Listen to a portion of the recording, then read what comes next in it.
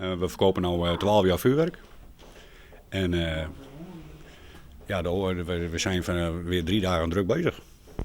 Wat is de trend dit jaar, verwacht je? Wordt het een knallertje of wordt het toch wat meer siervuurwerk? Nou, op dit moment, verleden jaar en dit jaar verwachten we toch meer knalwerk.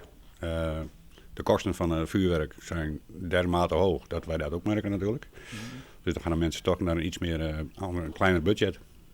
En heeft die prijs meer te maken met de kwaliteitsverhouding? Dat er toch wat scherper wordt gelet op de veiligheid van het vuurwerk? Dat zit er hier in Nederland wel bij.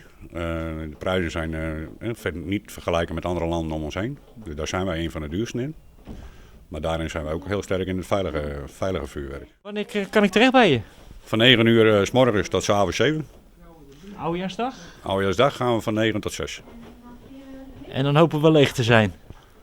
Ja. Nieuw in het assortiment dit jaar is de Sena-lijn. Die hebben we sinds dit jaar. We zijn ook de enige hier in de buurt die dat in het assortiment hebben. En wat is er zo bijzonder aan die Sena-lijn? Ja, het is gewoon kwalitatief nog net een stukje beter. Nog net een stukje mooier vuurwerk.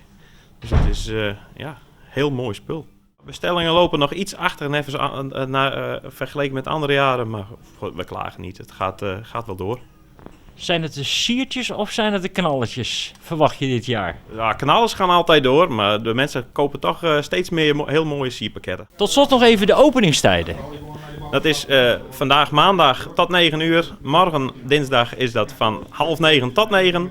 En oudejaarsdag is het van 8:30 tot 5. Jij bent vanmorgen om 9 uur al begonnen, heb ik begrepen. Tot hoe laat kunnen mensen hier terecht? Vandaag tot 8 uur, morgen ook en woensdag tot 5. Op het gebied van veiligheid, wat kunnen de mensen aantreffen hier?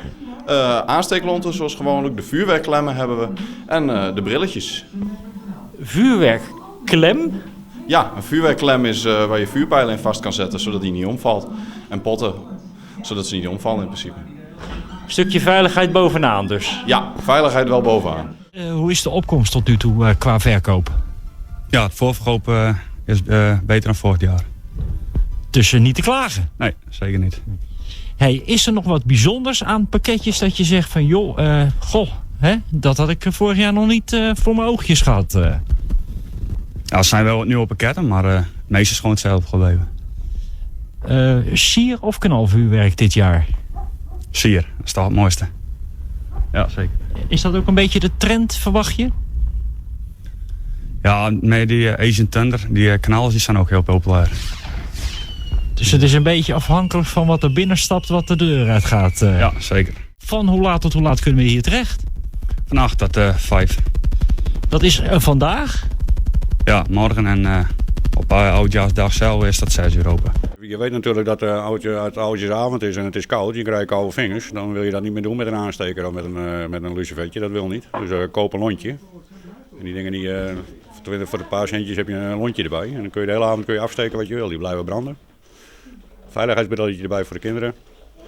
En dan moet dat lukken.